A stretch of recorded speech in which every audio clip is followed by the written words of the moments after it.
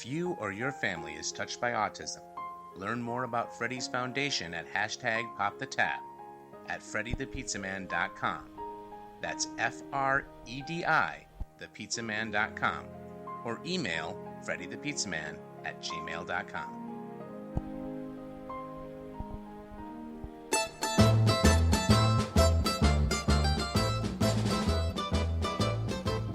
What's up, everyone? Welcome to Inside the Pizza Oven. I am Fredi Bello, better known as Fredi the Pizza Man. Merry Christmas and Happy New Year to everyone, and thank you for being a part of the show, being part of the foundation. This is what the show is all about. Inside the Pizza Oven, powered by Fredi the Pizza Man Foundation for Autism. I encourage you to please go check out the website. If you can donate the year-end tax write-off, support the show, support the foundation, see that the schools that we have worked with, 17 schools, and counting, we have 7 more schools to work with, so all the donations and supporting the events help. FrediThePizzaMan.com. Check out the website and please donate. Coming up on the show today, you know him, Dearborn native, played for Grand Valley, played for the Lions in the early 80s, went on to the LA Rams, Jeff Chadwick. So I'm looking forward to speaking to him and a lot of great stories. I'm a Dearborn guy, so me being he was 83, 13-year-old kid. I was a 13-year-old kid. Said, man, this is kind of cool to see a Dearborn guy being on the Lions, and obviously Gary Daniels play for Dearborn Divine Child. So looking forward to talking to him on the other side. Find the show. This is the audio version on iTunes and the video portion on YouTube or all the social media platforms. Just search Inside the Pizza Oven or me, Fredi the Pizza Man. So again, just wanted to tell everyone thank you. Merry Christmas, Happy New Year to you and your family. Many of you, my dear friends out there, and thank you for all the support. And looking forward to seeing many of you. It's been a while since I've seen many of you, so looking forward to that in the golf outing next year, the 6th annual golf outing, believe it or not. 6 years already. So on the other side, Jeff Chadwick. All right, welcome back to Inside the Pizza Oven. As promised, former NFL player, played for the Detroit Lions, Seattle Seahawks, and the LA Rams back in the early 80s. I remember this guy being a young kid, as I said earlier in the intro, being a Dearborn guy. This guy's a Dearborn guy, played for Dearborn Divine Child. I went to Fortson. I'm not sure if he played Fortson, but we're going to ask him. Jeff Chadwick, welcome in, Jeff. Thank you, Fredi. Good to talk to you, man. It's kind of odd. I'm a Dearborn guy, and the Lions were my team growing up, and I remember, Gary Daniels obviously was a quarterback for the Lions, but a young kid from Grand Valley comes to the Lions, and from Dearborn Divine Child. Before we even get to the Lions, talk about your Dearborn days, man, growing up, and how was it? Oh, it was great. When I was just a youngster, probably, I'm guessing maybe 12 or 13, I was in 4th grade and heard some kids in the neighborhood saying that they were trying out for the Dearborn Lions. Do you remember them? Oh, yeah, absolutely. And, heck, I don't even think my parents were around at the time. I just went over to Levagood Park and signed myself in. Levagood Park, man. Is that still around, Levagood? Do you know? Yeah, well, I believe it is. It's right across there from Divine Child, so that's where we practiced and played, and man, I'll tell you what, that was, I started it off right. That was a great organization. It was, just Pop Warner, and, we had uniforms that looked back then just like the Detroit Lions, and heck, that's how we started our football careers. And somebody had just sent me a team photo from back in those days, and it was just great going through and reminiscing about all these guys that we remember.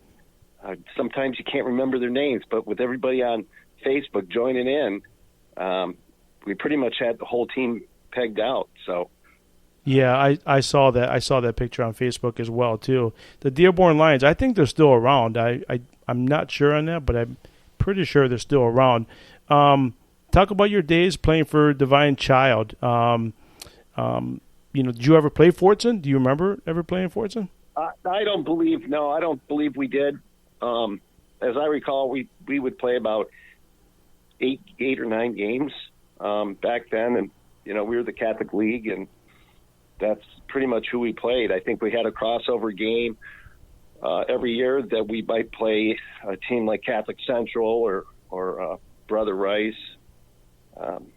We just always tried to be real competitive, and we put out some good players. That's for sure. We were coached well. Do you remember the coach's name? Well, I mean, we had some great coaches from the past.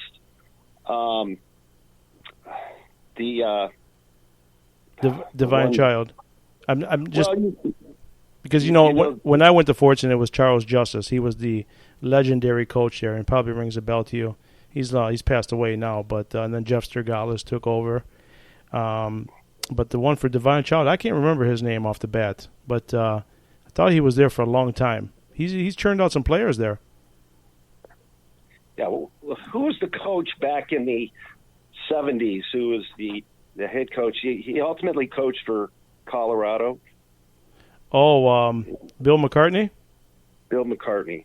He was with Divine Child? Yeah. Wow. Yeah. Why he was there. He left a few years before. I was in grade school, basically. I was probably playing for the Dearborn Lions at the time, but he had done so well for Dearborn Divine Child. He was their head football coach as well as their head basketball coach, and he took those guys to the state pretty much every year that he was there. I mean, how are you the head coach of football and basketball and take these guys and develop them? Yeah, that's pretty amazing. We had some talent there. Let's not be mistaken, but to be able to compete at that level, I think we were Class B. It was just amazing how well this guy could coach. Bill McCartney, that's a great name. I mean, I remember Lloyd Carr being with Westland John Glenn. Do you remember that? Yeah. Yeah. That's a little bit before my time, but you're not much older than I am. But he did well with John Glenn. Bill McCartney. I'm shocked over that. That's a great name. He did really well in Colorado. Oh yeah. Yeah. He was great. He was just a great coach. Yeah, absolutely. He was just such a motivator, and he was so positive, and he just knew how to get his guys. This guy never went into a game and didn't have his guys excited and fired up. So at whatever level he was at, that's what all of his teams were fired up. Yeah. And that's really what you need as a head coach. I don't care at what level. Your players have to want to be there. And it starts with practice. He played for the national championship game, and I want to say '92 versus Bobby Ross, and it was Georgia Tech versus Colorado. I don't know if you remember that game, but Bill McCartney was the coach for that game versus Bobby Ross, which we know came to the Lions. He ultimately developed Fellowship of Christian Athletes. Okay. You talk about Bill McCartney? Yeah. Yep. Okay, got you. So your time from Divine Child, what took you to Grand Valley? Well, actually, my older brother Chris was on the basketball team. Okay. He was a couple years ahead of me, and he was 6'8", so he was this tall, lanky guy. And he went to Grand Valley, and I had gone out there to visit him a couple of times, watched a couple of games, and just liked what I saw out there. I didn't have any big schools looking at me coming out of high school. I only really played my senior year. I was on the team my junior year, but didn't see any playing time. Just your senior year? Yeah, pretty much. My sophomore year, I didn't even play football. My dad said I was too small. I was a late developer. Okay. And he just said I played my freshman year all the way up to my freshman season, and he's like, I don't think you ought to be playing. I think you ought to do something else. You're just too small. They're way too big for you. You're going to get killed. And I'm just like, well, I got to do something. So I ran cross country. Yep. of all things, cross country. That Well, goes right along the field. a lot of people did that back then, Jeff. I mean, you know, I don't think many people do it now, but a lot of athletes did it back then. Hey, listen, it's always good to know how to be a runner. Mm-hmm. I did that. I did that with track and field, you know, because I ran track and field, you know, in grade school as well as high school. But to run cross country, that's brutal. Yeah.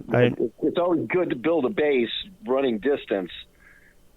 But after that, who wants to go in and run 7 to 8 or whatever, 9 miles? And then when you go out, you're running hills and you're just running you're just running pretty much the same speed all the time for miles and miles. And it's just like, it's brutal. It's just really tough. It's not for the lighthearted. I swear that's for sure. Do you still run today? No, I can't. I had an accident a few years ago trying to water ski. Okay. And I ruptured my hamstring, so I was just happy that it healed up. It didn't require any surgery, so I basically gave up most of that stuff. I can ride a bike, I can jog a little bit, but I got a little hitch in my step nowadays. So not like I need to run. Yeah. So your dad tells you not to play in 10th grade. You play a little bit in your 11th grade, and then your senior year you play a lot at Grand Valley. When you were playing your senior year, did you have? Well, I'll tell you what, did you have? We had a coach that came in from. He was a Michigan State grad, Mike Hogan. Okay. He was only there for my senior year, and they brought him in, and I guess he just saw my abilities my senior year, and I'm sure I developed, you know, from the time, you know, I hit in the weight room and gained a few pounds, got a little faster, and so he saw my abilities and he gave me a chance to play. So I was able to play, you know, some wide receivers, some free safety, and then I was back on kickoffs and punt return. And I got to see some action finally, you know, after a number of years of not really seeing much action. But, you know, my junior year, you know, I was going to practice all the time, and I just never got a chance to see the field. Of course, we had some pretty good talent ahead of me. But, you know, just being out there playing the game in practice, I mean, you're learning the game. You're running routes. You're competing. You're fighting, you know, battling, you know, man-to-man, zone, running routes. So, you know, kind of got me ready for my senior year. So once I had a little success my senior year, I don't think I had enough film to really – and I probably wasn't even developed enough at that point to make it to any major school or even a MAC school for that matter. Mm-hmm. So, and Grand Valley was playing some good football even back then. And, you know, I met Jim Harkema, who was a coach for Grand Valley, and I just he said you know, he would let me try defensive back or wide receiver, and if I wanted to run track and field, I could do that. So I was like, sounds good to me. You know, anytime you have a chance to, you know, continue your athletics beyond high school, you know. Well, let me that was let me ask you, Jeff. Before the Detroit Lions even reached out to you in 1983, your senior year at Grand Valley, did you have any thoughts of going to the NFL at all that year? Well, I actually got to see the playing field at Grand Valley my sophomore year, so I got in, you know, got some playing time. Not a lot. I wasn't a starter, but you know, they had some plays that they would put me in, and I got to play a little bit my junior year, and then my sophomore year, and then my junior year, I became a starter at Grand Valley, and I had a good year. That's when Rob Rubick was there, and we had Steve Mashuda was our quarterback, and they both got drafted that year. Yep. Rubick went to the Lions, and I think it was the Cleveland Browns who drafted our quarterback. And so, you know, I was right in with those guys playing. So it was at that time that I actually started getting some letters from some various teams in the NFL. You know, that they were just letting me know that they showed some interest. You know, you were part of the 1983 draft. You know, the I know you didn't get drafted. You're an undrafted, but you were part of the '83. You know, the '83 draft was the famous draft for the quarterbacks, Dan Marino Correct. and Right. Jim Kelly and all them. John Elway wasn't Elway out that year? John Elway went number 1, and I was looking through the draft that year, and some of the names never heard of. You played 10 years in the career. Do you know who was in? God, I can't even read my own writing, but there was a guy drafted toward the end of that draft. A guy from Michigan, Anthony Carter, was drafted by the Miami Dolphins. He never went to the Dolphins, but he was playing for the USFL at the time, and I think Miami took a stab at him. But Anthony Carter was in that draft toward the end of the draft. Some of the names before you, you just never heard of them, and you played 10 years in the league. That's pretty good, Jeff. Yeah. I mean, listen, you know, the main thing is having an opportunity. I mean, just really in just about anything, right? Yep. And then what do you do with that opportunity? You know, do you look at it as, wow, I mean, are you excited for the opportunity, and what are you going to do? Because, you know, at every level that you play, you got to expect that you're going to mature some. So, and if you're working out and training, you're getting a little stronger, a little more flexible, a little more agile. You're just developing your abilities. So if you just keep going and you start to train, you know, at a higher level, because I remember, you know, I really didn't lift a whole lot of weights back in high school even. I don't think I started lifting weights until I think my junior year. And trust me, I wasn't lifting a whole lot back then. Not that I ever lifted a lot, but you know, once I went to Grand Valley, you know, they had a strength program that you had to go to, and it was like every morning, you know, and you work different muscle groups and stretching, and so your training is stepped up a level, you know, and it's no different once you go through that and you develop throughout your college years. So, you know, we're talking like right when you're getting close to maxing out your athletic abilities, or they're starting to tap out as far as your height and your weight, and you're working those muscle groups in your training, you're doing it at a higher level than what you would have done in high school. Yeah. Now imagine going or having an opportunity to go pro. You're not going to classes anymore. You know, either you're done with your education, but, you know, you're getting a chance to play pro. Now you've got to step that level up one more time. So what I did when I got an opportunity to play with the Lions, I lived with my folks over there in Dearborn Heights. And I lived with them, and Monday through Friday, I would drive over to the Silverdome. And I think I'd show up about 8 o'clock in the morning, and I would literally stay there till probably 3 or 4 in the afternoon every day, Monday through Friday. Then I'd come home, and I'd take the weekend off. And during that time, I mean, you're doing everything. You're doing distance work a couple times a week. You're weightlifting. You're working on your craft, right? Running routes, stretching. You're doing plyometrics. You're running routes. You're catching the ball. You're working with professionals, and you're training. You're just hanging out. Not that you're training all the time, but you're certainly learning all the time. Yeah. And you're working with guys that have been there. Some of them, like Gary Danielson, he had already been there, you know, like 9 or 10 years. And so I'm working with professionals, and they're teaching me. You know, I mean, we work with guys who have been there and done that.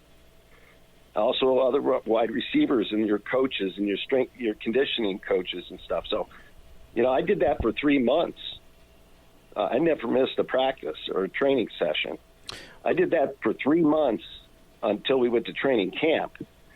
Then, of course, now that's the true test, right? Yeah, you got to strap on the helmet, put the pads on, and now everybody shows up. You know, all the guys from out of state. And you got, like 70, 80 guys, you know, vying for 45 positions. And that's when you guys beat you guys up pretty good there. And it was two-a-days. It wasn't really like today's practice in the NFL. It's much different. Now, when you came here in '83 with the Lions, you were here for 6 years. And I'm going to bring up a name, and we'll talk about him later, Chuck Knox, because he was here when you got here, and you went on and played with him later in your career. But when you were here, Monty Clark was here, and I think Wayne Fonts had just come here when you left. What was those Monty Clark days like? Monty Clark was one of those coaches. Didn't say a whole lot, but he expected what he expected. Former NFL player.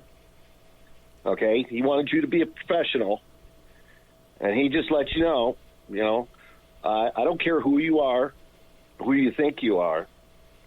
Everybody's here to try to play the game of ball, and I'm going to keep the best players. Yep. And, what he taught me is that, he expects he's going to tell you what he thinks, and he's going to leave you alone. It's going to be up to you. But, interesting about Monty is our rookie year, now keep in mind, we had a great running back. Yeah, Billy Sims. We had Billy Sims. And we had, quarterback controversy. We had Eric Hipple and we had Gary Danielson, who's going to be our starter. They were both good. So, and then we had receivers fighting for positions and everybody else. But we go into training camp, and, of course, we're beating on each other, and we're trying to, some of us are trying to learn certain aspects of the pro game.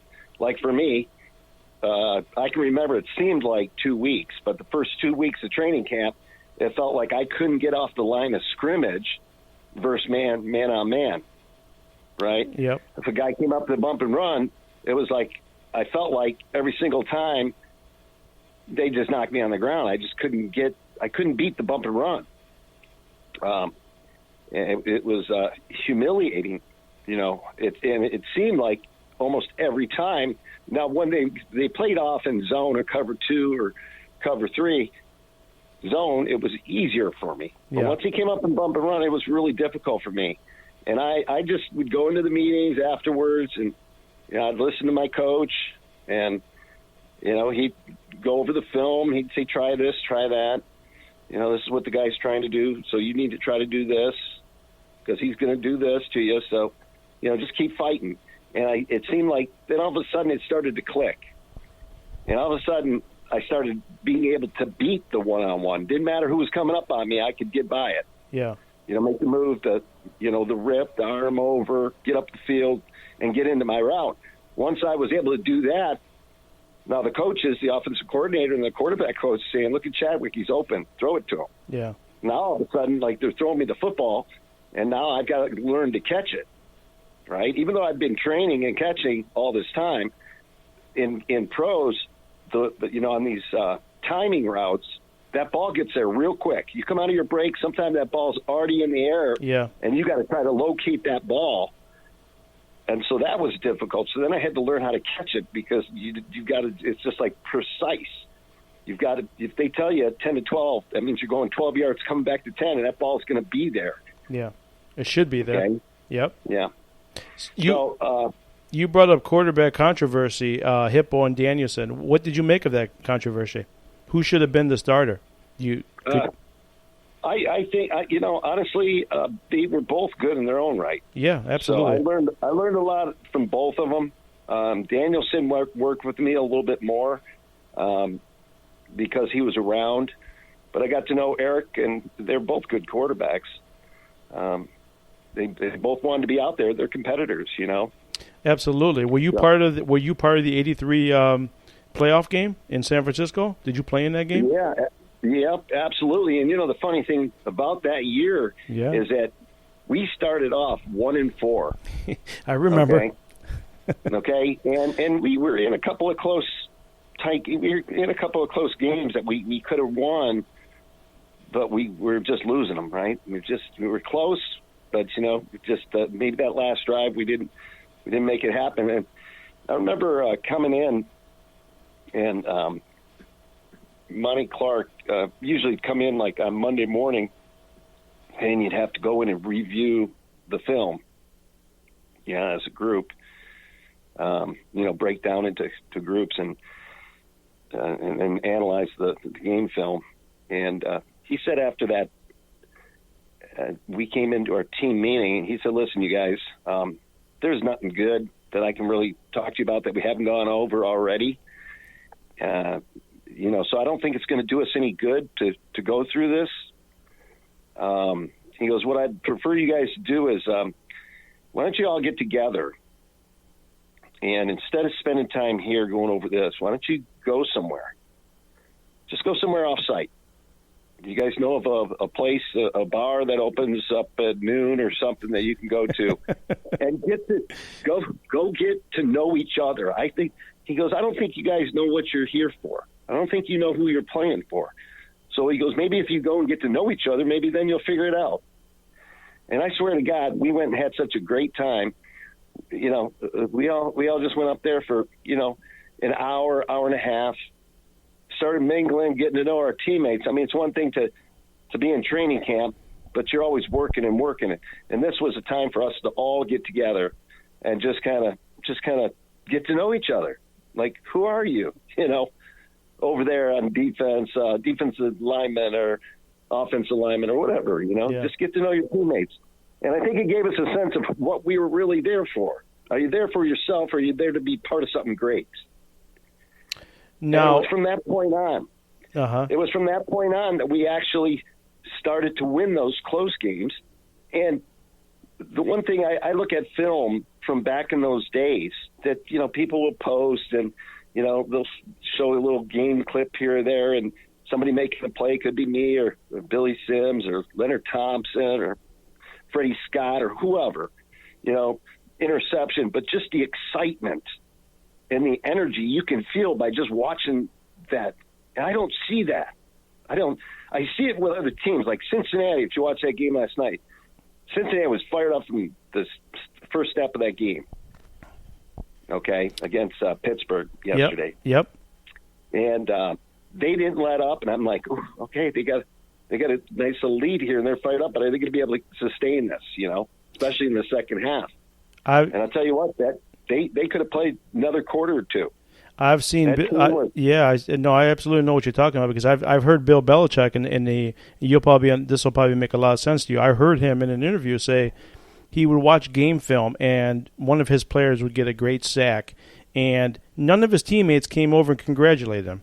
So after watching the film, he ripped the team. He says, your teammate just got a great sack, and none of you guys came over and congratulated him and got into the game. And I thought, man, he's so detailed. He's watching that kind of stuff. And it does make sense. You guys are trusting one another. You guys are going to play better together. Kind of makes sense. Yeah. Well, I was never, I watch the games today, and I see all these guys who, I like when the team's like, somebody scores a touchdown, and then like the whole team goes up to the camera, and they all kind of pose and flex and want to get on camera. Well, they're doing it as a team. Yeah. I'm okay with that kind of stuff. Yeah. Okay. What I'm not okay when it's all about me. Yeah. Hey, everybody out there, all you fans, look at me, look what I did. Because really it wasn't what you did. You just did your job. That's all you did. That's right. The quarterback had to get you the ball.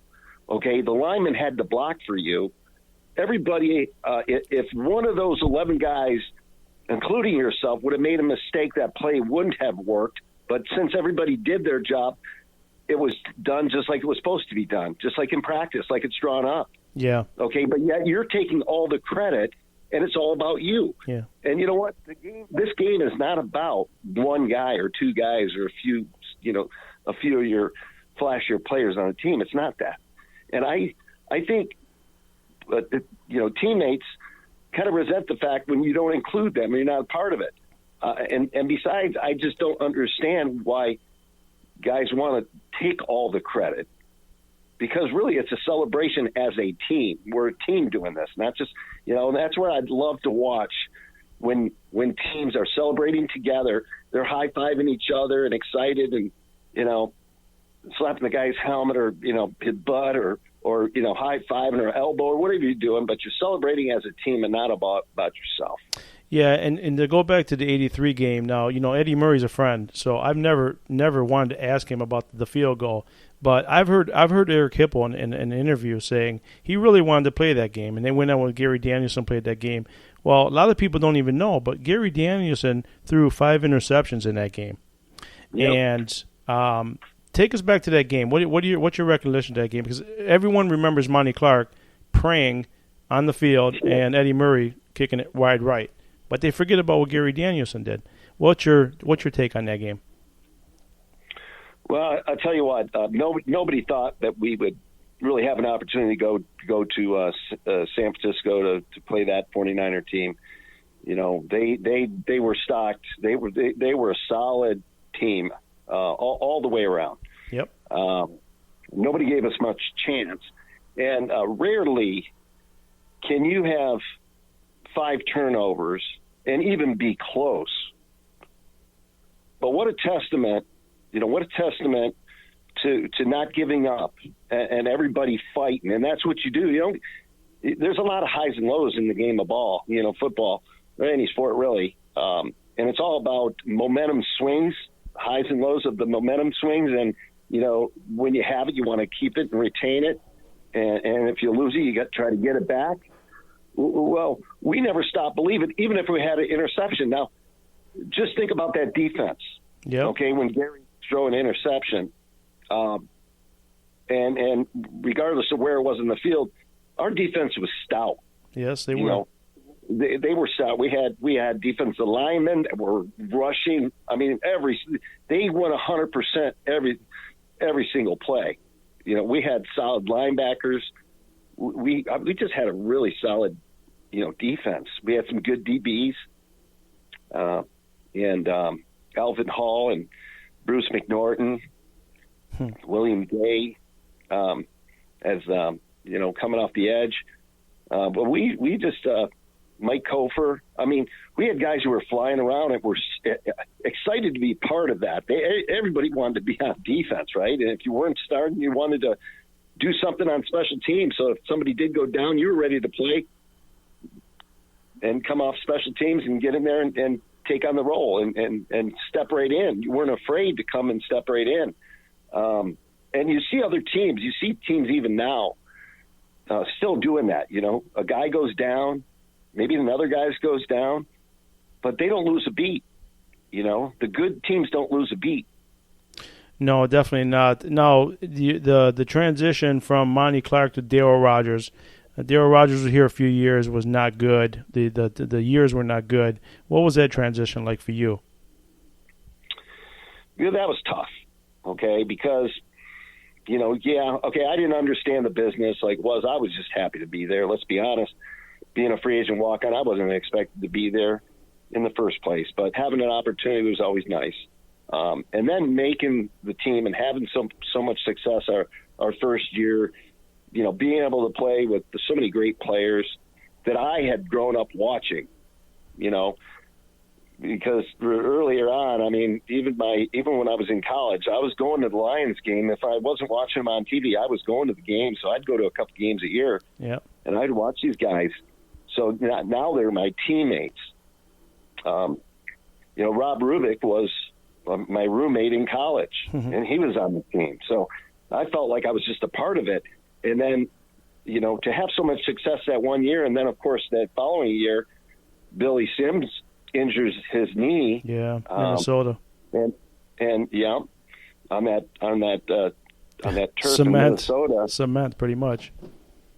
And that was a tough one. And so, we really kind of fell back. We just lost that, and he was so exciting.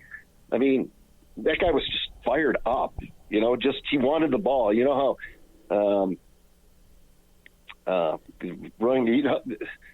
Elliott for Dallas is always doing the spoon thing, feed me. Yeah. Well, which I don't understand that at all. Billy was just giving me the ball, and it was tough to get the ball to anybody but him. Of course, you had to spread it out. So, some of us had some opportunities, especially on third down situations, and that's so important, is to keep drives alive. So it's nice to have a guy like, the number one overall pick to step in and actually do, what you brought him on to do, and that's be a superstar for your club. Yeah, I had Bubba Baker on a few weeks ago, and we were talking about Bubba was here for 2 years. They brought in Billy Sims, and they went 2-14 their first year. And I guess they met at an alumni game, or they were. I'm sure you're part of it, the alumni. And he says, "Hey, Billy." Billy told him, we went 2-14 your first year or something like that. He goes, "Really?" And he goes, "Yeah, you scored all those touchdowns and we still went 2-14. It was just funny to hear from Bubba Baker. I know Bubba was before you playing days. And earlier I brought up a name, Chuck Knox. Obviously, Daryl Rogers didn't work out. And we've seen over many years, many coaches, assistant coaches, go on and have good careers. You went and played for a guy named Chuck Knox with the Seahawks and the Rams. What was Chuck Knox all about? He was a really good coach. He was a good coach, and he was a no-nonsense guy. I think guys that were a little bit older, like a Monty Clark and a Chuck Knox, the situation with me is, I went into training camp when they brought in Barry Sanders. Yep. Okay. I was in training camp. I was having a good training camp. They brought in a new system with the run and shoot. They brought in Mouse Davis to head up our offensive coordinator and develop this, this new type of run and shoot where you have four receivers. Always spread offense is what they call it. Yeah, and they were ahead of their time. They were ahead of their time. Yeah, it was a little bit different, but I liked it. I kind of got the concept of it. It was a little different than your West Coast offense, or you're doing your typical routes. But I took to it. But they didn't really like tall receivers. Okay, Mouse Davis really didn't care for me that much. So a week before our first game, I'm catching balls out of the jugs machine. Now, this was at a time where the Silverdome lights weren't even working, or they'd shut them off early. I think we were on half of a field. We practiced like on half a field. It was horrible. Yeah. It was horrible. But we didn't have much of a facility. It was hard to understand because you're like, they don't even deal with this in college. We're pro, and how can we have such a horrible facility? You hear that from a lot of ex-players with the Detroit Lions. Unfortunately, you hear that a lot back in the late 70s, early 80s. It's like, how do you work on the deep ball if you only have 40 yards of field to work with? Yeah. So anyways, I broke my thumb a week before our first game, and for during that week, I could still run routes and everything. It's just I had a broken thumb, and I couldn't catch the ball all week long. But they go ahead and they start me anyways.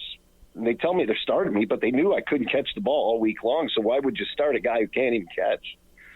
But anyways, that was against Arizona. It was our first game. It was at home, and I go out there, and Rodney Peete was our quarterback. So I'm running routes. I'm wide open. He throws me the ball. I drop it. Run another route. I'm wide open. Throws me the ball. Drop it. Then maybe I caught one and maybe drop another one, catch another one. Anyways, the fans are booing. This is all happening like in the first quarter. Yeah. I think I caught one or two balls and dropped like three in the first quarter. And the fans are booing because I'm dropping passes that I should normally would catch. So they finally take me off the field, and the fans are cheering. They're like cheering. I'm off the field. Get this guy out of here. That's terrible. Yeah. And I'm thinking to myself, God, that's just terrible. I felt so bad that I dropped these passes, but I'm like, they knew I couldn't catch all week long. They think I was just going to all of a sudden be able to catch. Anyways, I'm like, and so the next day I go in, and I'm thinking, I'm gone. I saw the writing on the wall. I knew I was gone. Of course, I walk in and they say, go get your playbook, go see coach. I'm like, all right. Said goodbye to some of my teammates, and They told me they were letting me go, and so that was Wayne Fonts, correct? Yeah, that was Wayne Fonts. Yeah. And so, anyways, I came home. I'm like, tell the wife, hey, lost my job, got fired, and then I'm thinking, what am I going to do? Like, I can't play. This is the time of the year where I should be playing, but yet I got a broken thumb. And, normally they might a team might let you heal up and then get you ready because broken thumb, it's going to heal in a few weeks. 3 weeks. You never got to play with Barry Sanders. No, he was never on the field. I don't think he even played that game. So I was in training camp with him, but no, he didn't play that game. And I think it was a few games later he finally started to play, or they started to utilize him. But a few days after I got cut, I got a call from the Seattle Seahawks because Steve Largent got hurt, and they said, "Hey, we understand the Lions let you go. Saw you on the waiver wire. But we'd like to bring you in." I said, "Well, I said I can't." They were like, "Well, what's the problem?" I said, "Well, I got a broken thumb." And they said, "Well, we didn't know that." And I said, "Yeah, I broke my thumb last week." And they said, "Yeah, we were wondering why the Lions let you go. Well, when do you think you're going to be ready to go?" And I said, "I don't know. I'm still working out. I'm running around, so I just can't catch the ball." And they said, "Well, give us a call when you can catch." And I said, "Okay." So it was about a week and a half later. I called them up and I said, "Hey, I was able to catch yesterday. I ran some routes and I was able to catch the ball." And they said, well, we're going to fly you in, and can you make it, whatever, Wednesday? We'll fly you in. And I said, "Okay, come in for a workout." So I did. They flew me in, came in for a workout. They signed me, and I started practicing with the team. And, trying to really get basically they just loaded everything on me. This is that position, that position. I knew the positions, but it's about, everybody's a little bit different. So I'm trying to learn their route system. And, I'm in practice doing that. And I think it was my first or second day of practice that I'm out there. I had run a route where I was supposed to do a post, but I ran an in route, a deep crossing route. And I ran the wrong route. So it was 50-50. I was unsure. So, I took a guess, and you don't want to have two in routes from both sides. You always want to have a post and a crossing route underneath. And so I ran the wrong route, and I was like, God darn it, I need to work harder on that. The next morning I went into our team meeting, and Chuck Knox pulled me aside.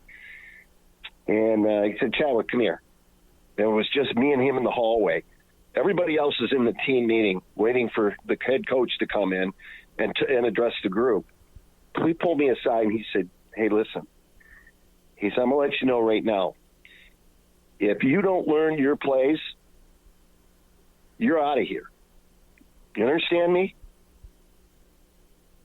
I'm going to pack, have your bags packed. You're out of here. One more time and you're out of here." And I said, "Yes, sir." Intense Went guy. into the meeting. Yeah, but that's what he demanded. And I'll tell you what, I finished out my career with him. Yep, with the Rams. I played 3 years with Chuck Knox for Seattle Seahawks. They let him go. My contract was up. I didn't like where the Seahawks were going. First of all, I didn't like the fact that they got rid of him because I thought he was a great coach. Yeah. And they also got rid of Dave Craig. Yeah. Which that was my quarterback. Yeah. And I didn't like that. And I didn't like they drafted that quarterback. And so I was like, okay, Chuck Knox goes to the Rams. And then he gave me a call and he said, "Hey, are you interested in coming out here? I'm thinking I could use you at, for our third or fourth receiver." I said, "Okay, sounds good." So I did. And I went out there and I signed a 2-year contract, but unfortunately I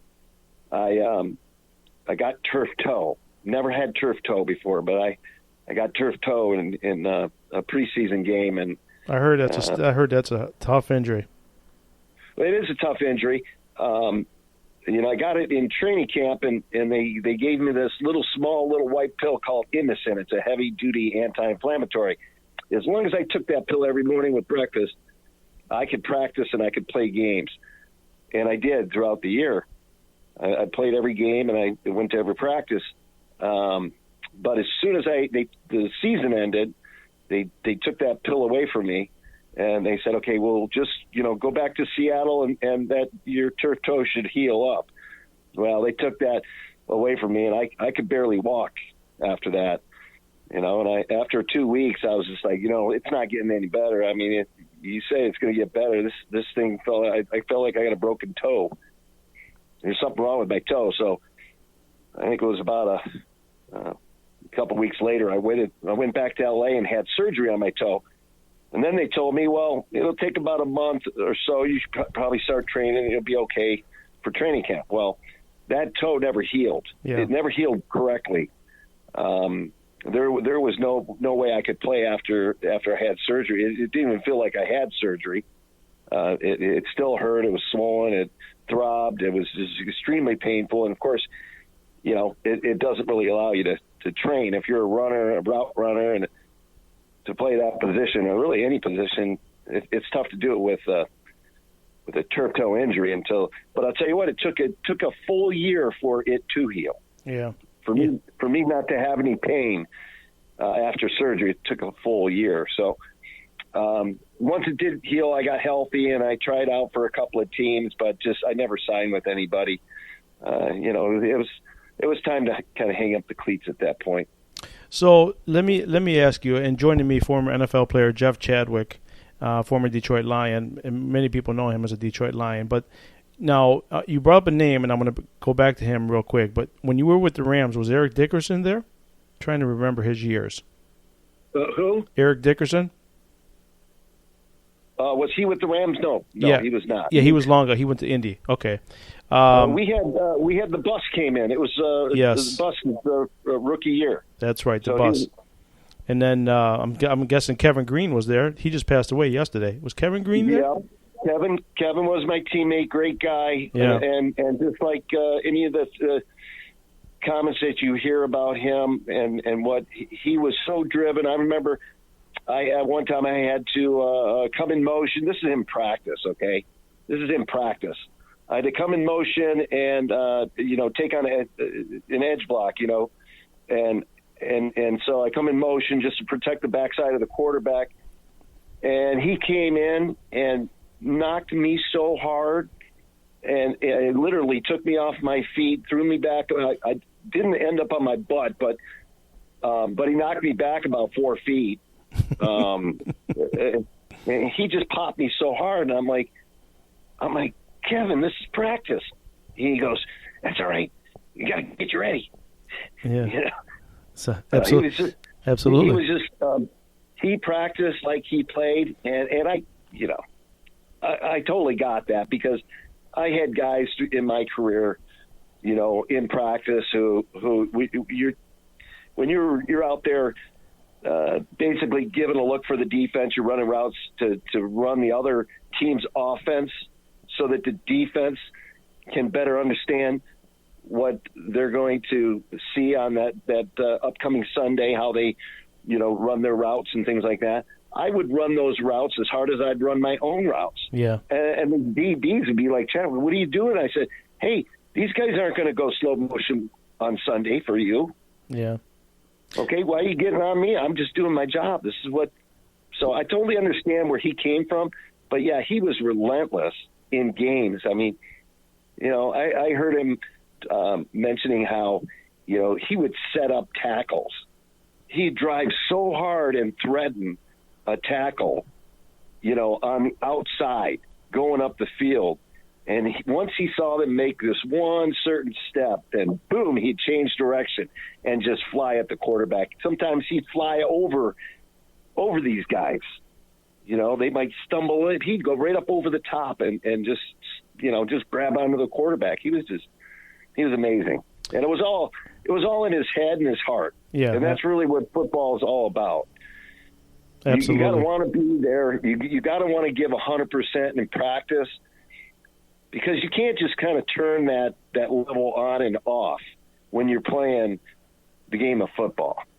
You have to treat Otherwise, why be out there? Put somebody else out there who's maybe less talented, who's willing to give 100%. But it really takes all guys on all plays giving 100% in each of their own positions. Couple more questions for me, Jeff, and I'm going to bring up a guy that's probably going to fit the bill for you. He was my favorite wide receiver growing up as a kid, and he was cut by the Houston Oilers.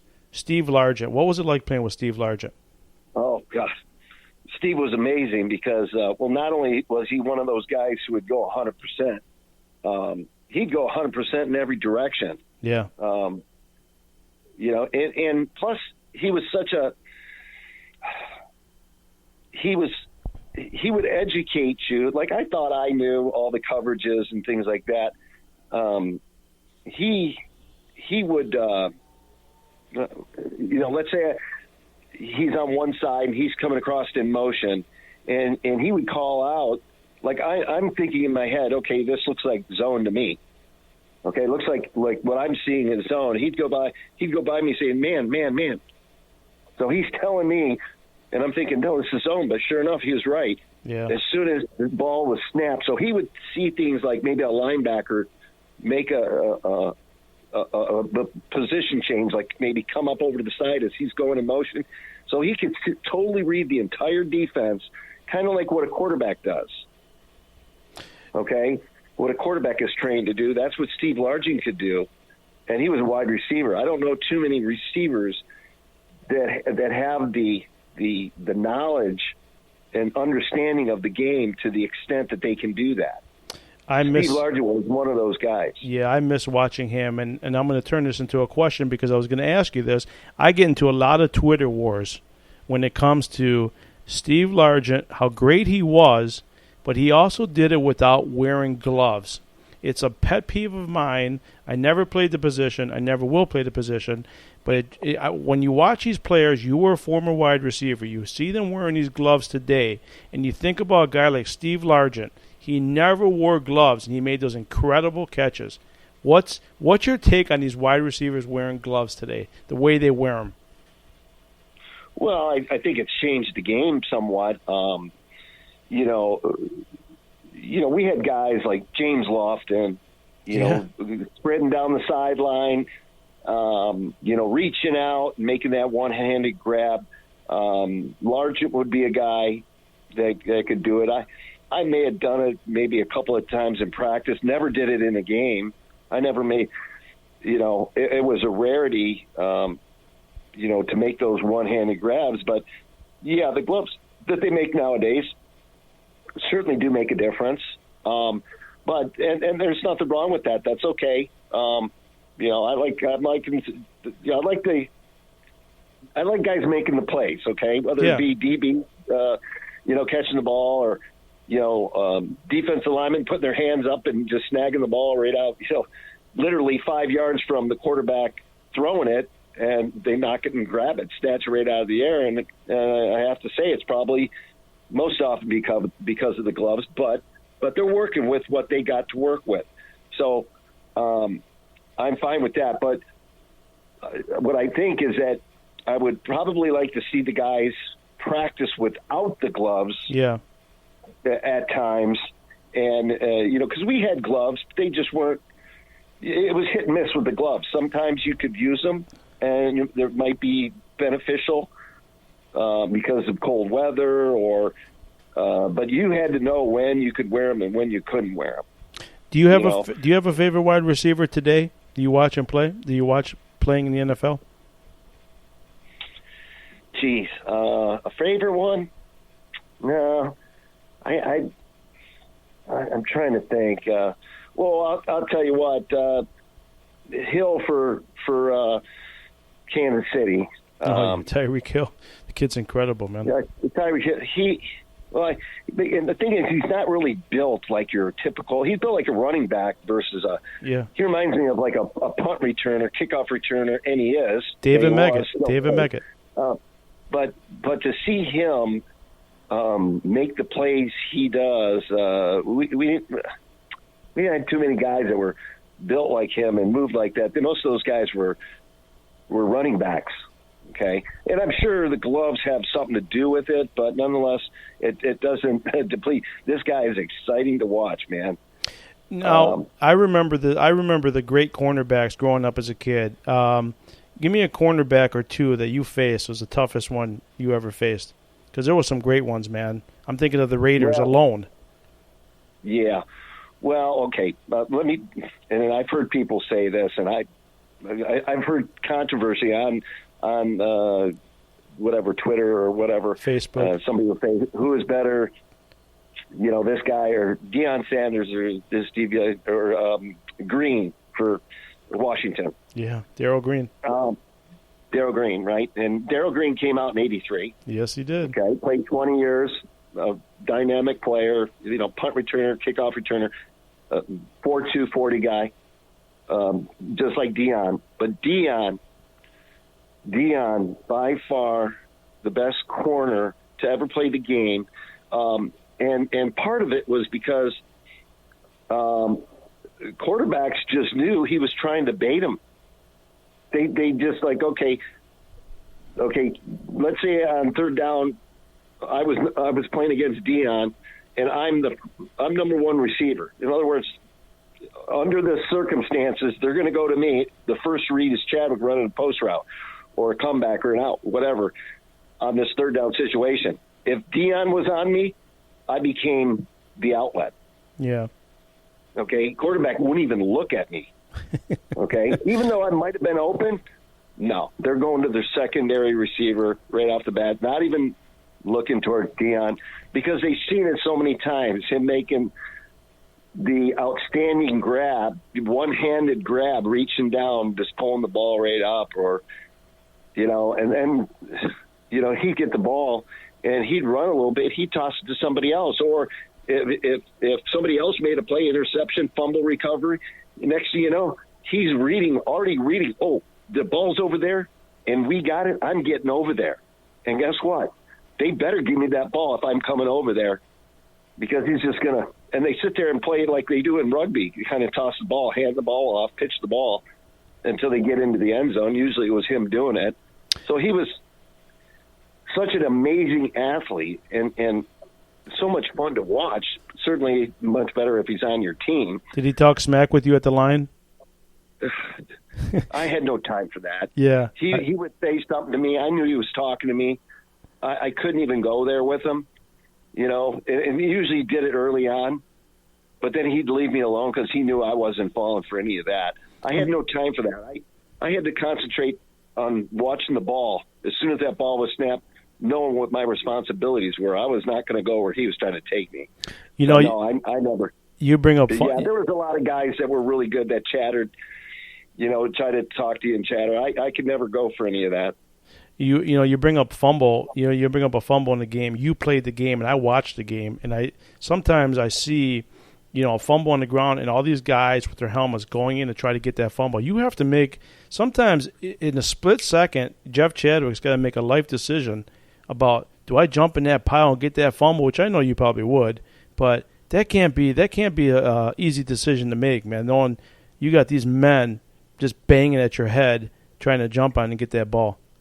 I don't think anybody really thinks about any of that, really. Yeah, exactly. You're trained, to do your job, and if the ball's on the ground, you go in. Now, I'm saying that if you're at a distance, but if you're right around where that ball comes out, oh yeah, you're not even thinking about that. That doesn't even enter your head. Maybe I should, maybe I shouldn't. Yeah. If that ball's near you and you got a chance to go for it, you're going for it, because you don't have time to know everything that's going on that field. Yeah.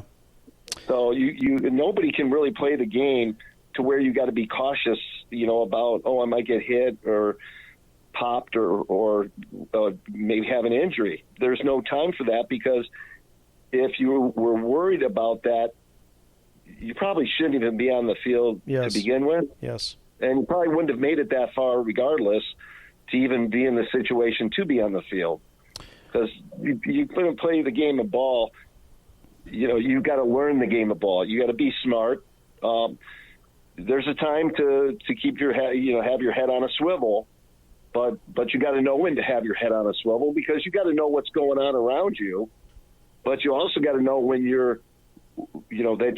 when your time is to do your responsibility, and you can do that 100%, and at times even have your head on a swivel. But then there's a time, like when you're going across the middle and you've committed to, okay, I think it's man or a zone, I'm going to hunker it down, or I'm going to continue through.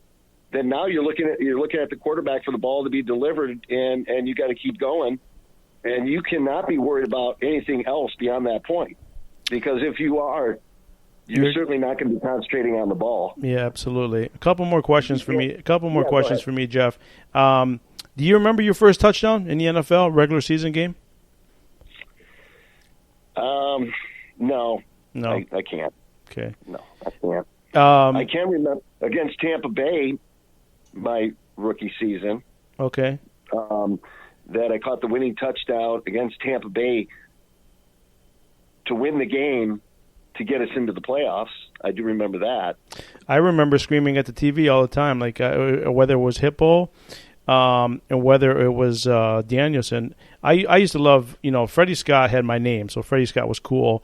Leonard Thompson, I loved his number, 39. It was like, you just never see that for a wide receiver, But I remember always saying, throw the ball to Chadwick. He's going to catch it, man. Just throw it to him. He's going to catch it, man. He doesn't drop anything.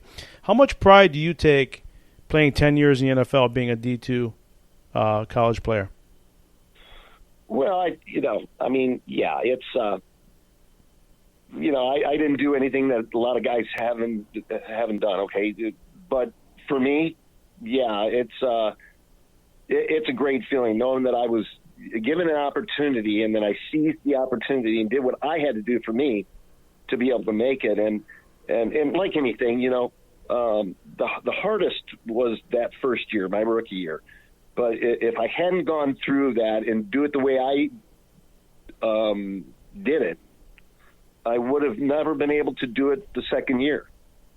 Yeah. Okay. If I didn't do the training, go to the Silverdome, and put those hours of training in, there were times when I would be in the Silverdome all by myself, running the lower level of the stairs all around the entire Silverdome. Yep. I would sprint up from the bottom all the way up to the very top of the lower level. I remember those stairs. So every third step, so I'm driving, like I'm sprinting up, and then I would jog over and then walk down the next set of stairs, walk over, and then sprint up those. So every other one, I sprinted up every other one, and it would take me about 20 to 25 minutes to do that whole lower level. And I'd do that a couple of times. Not many guys were doing that kind of stuff. Hey, nowadays, there's guys that are doing more than I even did, or other guys. Okay, so training has, but unless I had gone through what I did my rookie year to up my game, training-wise, get myself in the best physical shape that I could be in, to then learn how to be a football player by, throwing the helmet on, the shoulder pads, and trying to develop that talent out on the football field. I wouldn't have, if I didn't do it that first year, I would have never been able to do it the second or third year afterwards. Because I did it my first year, I knew the commitment it took. Okay, and a lot of it was luck too. A lot of it was luck because you had to be healthy to be able to do that type of training for 3 months. Somebody wanted me to ask you about a skit. I don't remember. Life of a Lions quarterback. You know what that's about? Life of a Lions quarterback. Yeah, it was a skit. I don't know what that was. No. All I can imagine, it would have to be a lot of stepping up and bailing. Yeah. Stepping up and having to get outside the pocket and running for your life. I don't know, because that's all I've been seeing. Do you keep in touch with any of your ex teammates of all three of your teams? I do, because I did a football camp up here. Well, it wasn't this past summer because of COVID, but the year before I did a football camp, and it's called Legends of Football. And I bring in Lomas Brown and Scott Conover to work with the kids on offensive, defensive line. I bring in Hipple to to coach up the quarterbacks. Corey Schlesinger handles the running backs. George Jamison for my linebackers. Luther Bradley for my DBs. This next year, as long as this COVID thing's under control, I'll have the camp. I'll be bringing in Eddie Murray to handle the kicking and punting. We also have Don Clemens, who's a longtime assistant, great assistant coach for the Lions. I think he was there for 27 years. Anyways, he does a lot of football camps. He comes and helps out.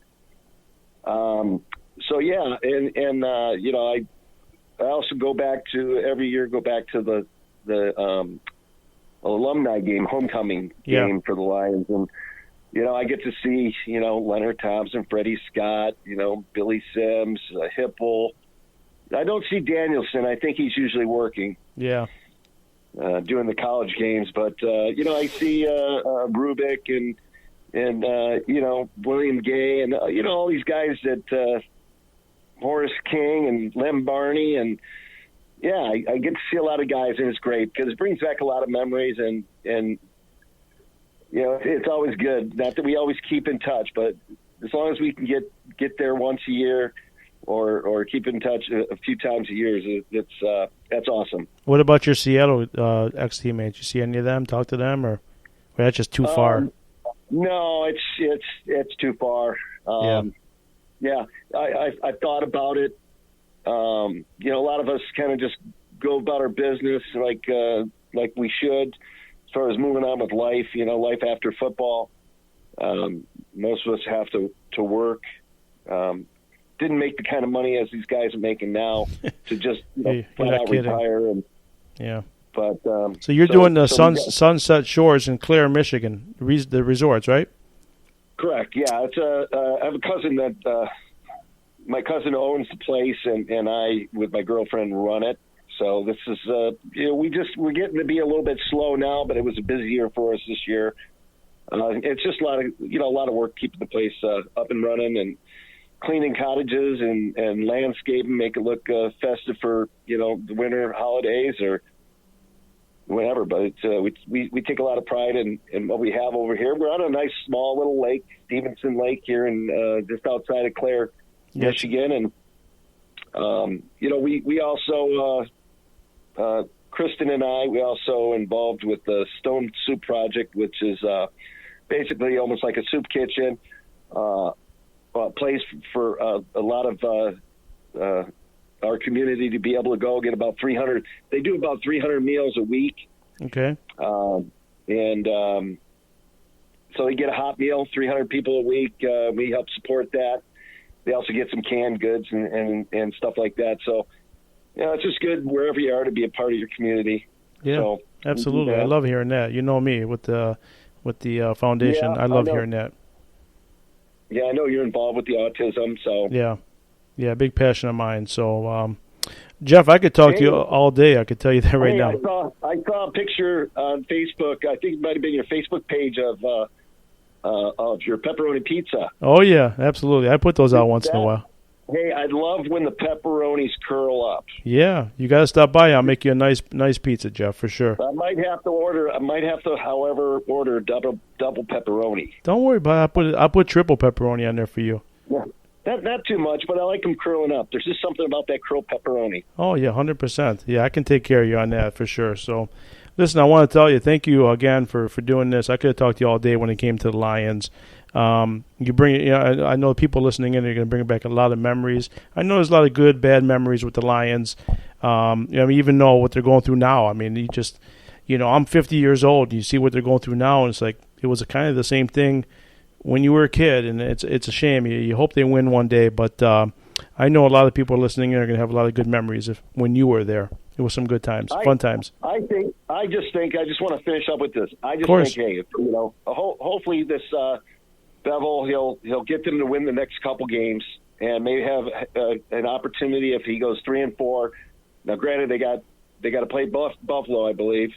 That's going to be a tough one. But listen, if what they need is a coach who can get these guys fired up to play as a team and not individuals. Yeah. And I know it's tough with the whole COVID thing, right? Yeah. Because you know they're doing remote training and learning and all that, so it's really really tough now. but they need to find somebody that's going to build some enthusiasm, some urgency, create some emotion for these guys to know what they're playing for. Change a whole culture. I think they need to change a whole culture. Because really the difference, that can certainly be the difference in them having success. Learning not to turn the ball over, more takeaways than giveaways, Yeah.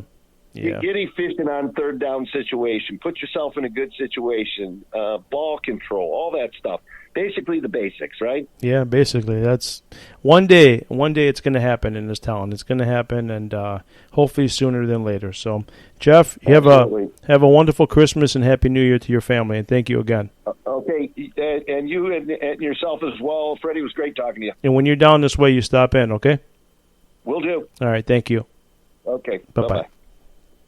Well, thank you to Jeff Chadwick there. I could have talked to him. I had many questions to ask him, but he wanted to talk about some of his old stuff, and I wanted him to do that. So it was fun talking to him, and thanks for tuning in, guys. Merry Christmas again.